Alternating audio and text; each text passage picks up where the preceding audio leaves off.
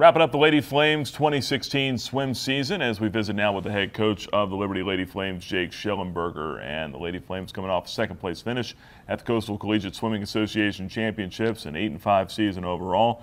Coach, you've had some time to kind of process things. Where would you gauge this season? Well, Nick, I thought we had a very successful season. I thought it was a great year. If you look at how we performed at the conference meet, we didn't get the win. However, we did swim fast. I mean, we swam fast for the people that we have. We matched our best ever number of B cuts. We had 9 NC2A B cuts. So if you look at our conference meet and the way that we performed, we were as good this year as we've ever been in our 6 years of program history. We just happened to run into a Gulf Coast program who's a legitimate top 25 program. And you know, as good as we were, they're just a little bit better. So we've got some work to do to catch them. Another big highlight this year was a dual meet win over TCU, and we were excited for that one. Got to go to Fort Worth, and we did the old historic stockyards. We were down there, had a good steak dinner, which was fun. We try to do every travel trip. We try to package it with something historical. So 2 years ago, when we went to Michigan to swim Michigan State and Illinois, we also went to the Henry Ford Museum. Boston, we went to swim Boston College up in Boston. We got a trolley and did the Freedom Trail, and so we try to do something historical. So this year it was a historic stockyards in Fort Worth. We saw a rodeo, which was interesting, a little bit of Texas culture. And for some of our women, I mean, we have women from Connecticut and California and all over the place, Oregon. So seeing an authentic Texas rodeo was good for them. So we swam well, and that TCU trip cemented one of our program goals when we started, which was to get a dual meet win over a school in each of the P5 conferences. And so the Big 12 was the last conference on our list to get that win, and so we were able to do that. The 8-5 record is a little deceiving. We had 3 dual meets that were canceled at the end of the year due to a snowstorm.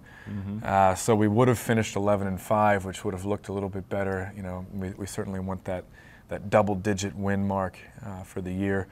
But overall, great year. We had a lot of great individual and team performances, and there's a lot to build on going forward. You look back at the conference championship, I know that there were several top 3 type finishes in different events. Who were a couple of the ladies that really stood out in that event?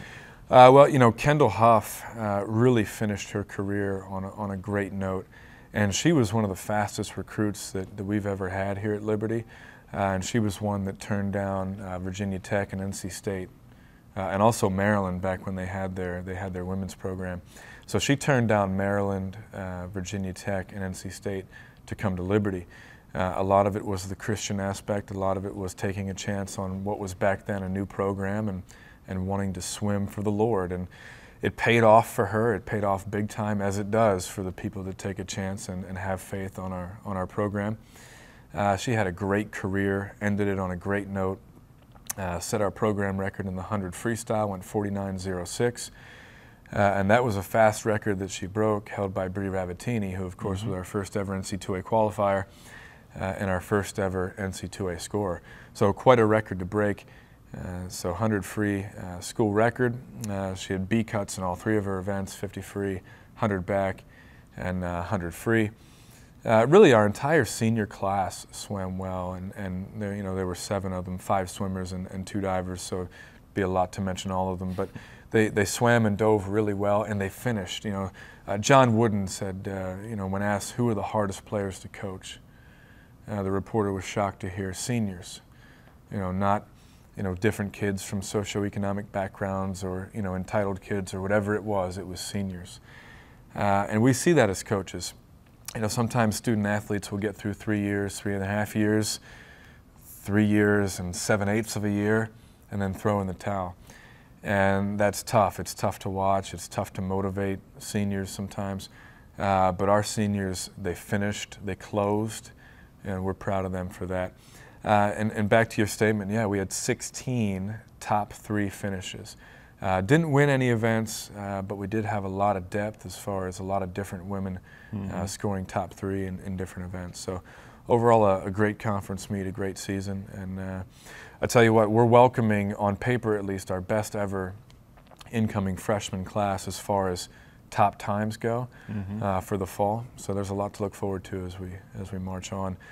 Completed year number 6, and so we're on the downslope to 10 years already, which is hard to believe. Yeah, and already a conference championship under your belt as well to go along with that, and several runner-up finishes there. 5-1 in the conference this year, and you mentioned some of those seniors. Remember Senior Day at the Aquatic Center over there at LaHaye, with the seniors being recognized, a win over Campbell, a win over Asheville that weekend as well. That's got to be special. I mean, you guys spent a lot of time on the road, but then the emotions of that home meet had to be nice. It is. Yeah, home meets are a double-edged sword, so to speak. It is nice to have the women be able to compete, in front of their home fans.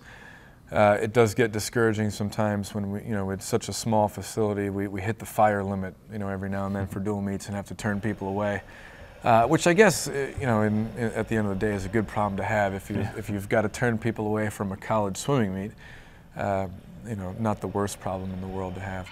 But yeah, it was nice to have those home meets and for the local fans to come and watch, parents, just students, that might want to go see a swim meet. We have a lot of women here that, wanted to swim here that for whatever reason either didn't make the team or, but they're still here at Liberty, and so they came out and watched. And just a lot of people that have been around the sport. We've got a tri-club team here, a triathlon club team, and those men and women came out and supported us, and certainly, they swim as part of their triathlon. So, yeah, it's, Lynchburg's a good swimming town. We've got a great club team here at the Y. We've got 5 local high schools here that have swimming programs. So, when we do have a home meet, we do get great support. Lastly, you mentioned 9 B cuts. What's next here for the program? Well, we're gonna build a facility here eventually. It's on our master plan, and it's going to be a fantastic 50-meter Olympic-sized pool. It's going to have a separate diving well with 1-meter and 3-meter springboards, and then it's going to have the full platform all the way up to 10 meters. So we're going to be able to train world-class divers, world-class swimmers, and if you look around campus and you see the facilities that we have here and what we're building, boy, it's going to be nice. It's going to be special. We certainly will not take it for granted. And I will be sure to teach all of the future incoming classes. I'll be sure to humble them a little bit. In fact, I think we might have a few practices back in LaHaye every now and then, just so they can understand what it was like to use that facility, for so long. So I hope they appreciate it. It's going to be a great facility. It's going to really help us out recruiting on the national level. And just you look around campus, the academic buildings, the School of Music is going to be completed here soon. 1,600-seat Performing Arts Center. So we're going to hear, the LU Symphony Orchestra, perform on a world-class stage. The Rawlings School of Divinity, the tower, 25 or 26 stories and 270 feet and so forth. Now imagine taking recruits to the top of that tower, overlooking all of Lynchburg and saying, here's your campus, complete with a 50-meter facility with a separate diving well. We're going to be able to host club meets, high school meets, Virginia Commonwealth Games, any national games that want to come to Lynchburg. We're going to be able to host them. And there's no pool in the state of Virginia, at least on a college campus, that has a separate diving well as far as, the 10-meter platform.